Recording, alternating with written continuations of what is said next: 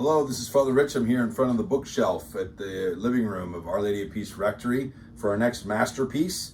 Some of the author of this masterpiece are found in writings or in this bookshelf.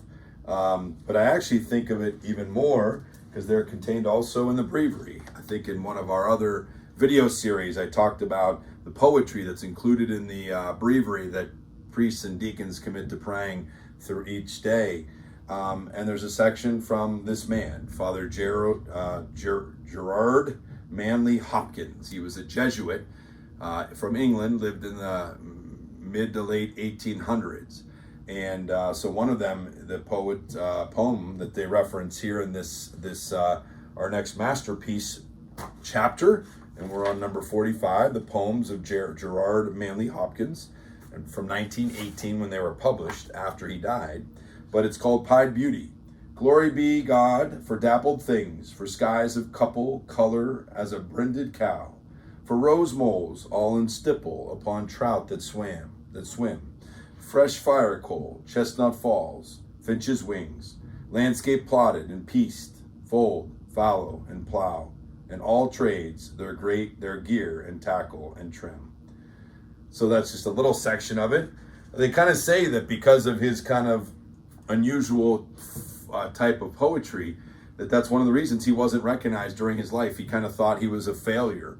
None of his works were ever published, and that was hard for him to deal with. But nonetheless, after he died in the late 1890s, in 1918, a friend of his that he had worked with published his works, and they soon became well revered, and he's among the great kind of English poets, but certainly arguably the greatest Catholic English poet because of these poems that he had written. Part of the background about his life: he was born into the Anglican Church in 1844, and interestingly, I just went on pilgrimage to England, and a big focal point was St. John Henry Newman, who was an Anglican priest and professor who in Oxford, who converted to Catholicism in 1845. So right around the year that Gerard Manley Hopkins was born, and he would continue to he would eventually be ordained a Catholic priest and work mostly in Birmingham.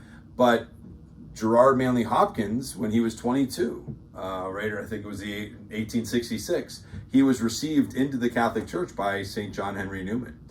And he felt the call to become a Jesuit, which obviously that kind of didn't go over well with his family, who were Anglicans. He came from a high Anglican background, and then becoming a Jesuit, they were the ones that had really spent centuries trying to bring and sustain Catholicism during the years of persecution.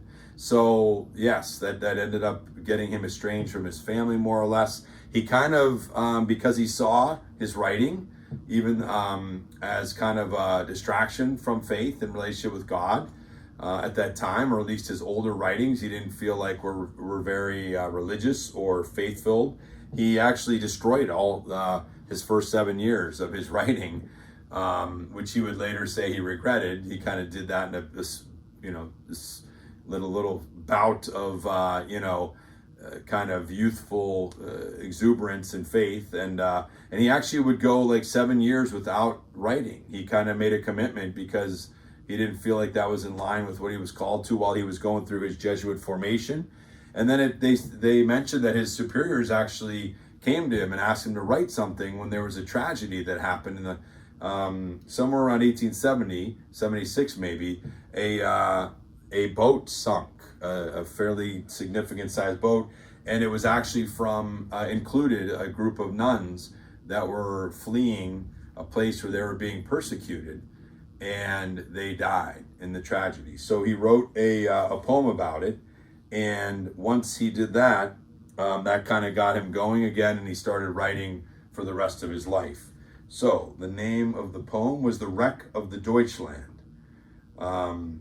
And so they kind of say how once he started writing, it just kind of, it was a longer poem. It kind of just spilled out from him because he had been, holding it in for years. But the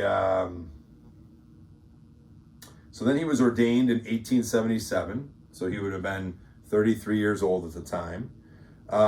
Took some teaching, served as pastoral and teaching positions. They kind of mentioned that as a priest, he was never a huge success, so to speak.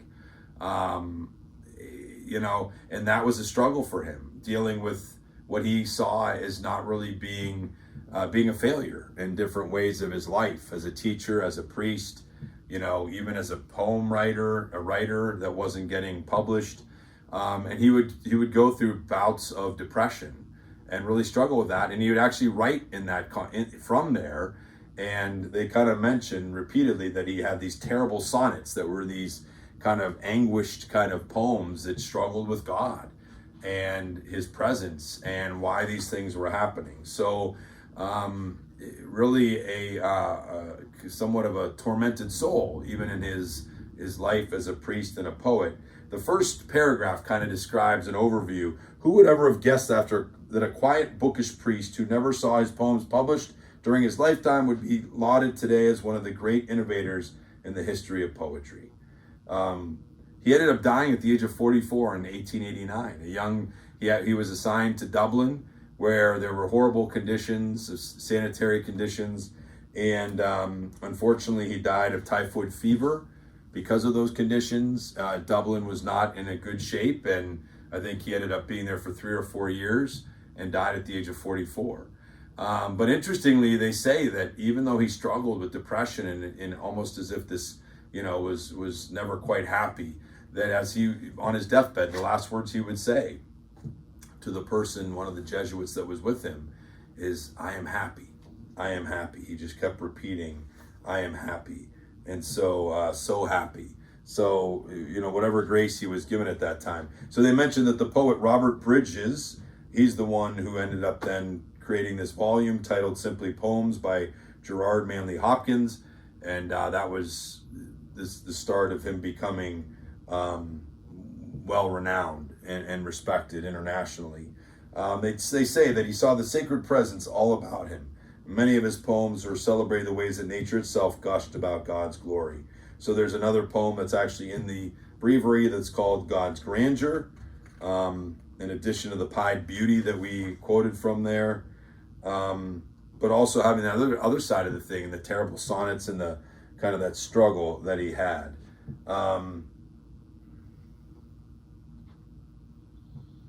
And he kind of say that his poems were written for a small audience, basically him and God, because nobody else was seeing them really until after he died. But they reinforced that even though in his eyes he saw himself as a failure on all levels, maybe even as a human being, that again, one of the lessons we learned from Gerard Manley Hopkins is it only matters how we are seen in the eyes of God as his beloved's children, his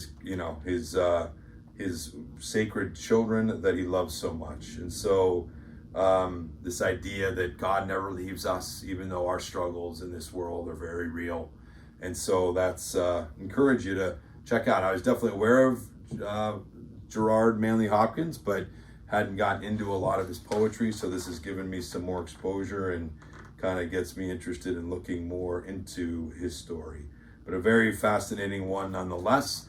Another one of these masterpieces that have Catholic connections and connection to the pilgrimage that a group of us just took to England last month. So thanks for joining me for this. Our next masterpiece is The Resurrection at Cookham, a painting from 1926.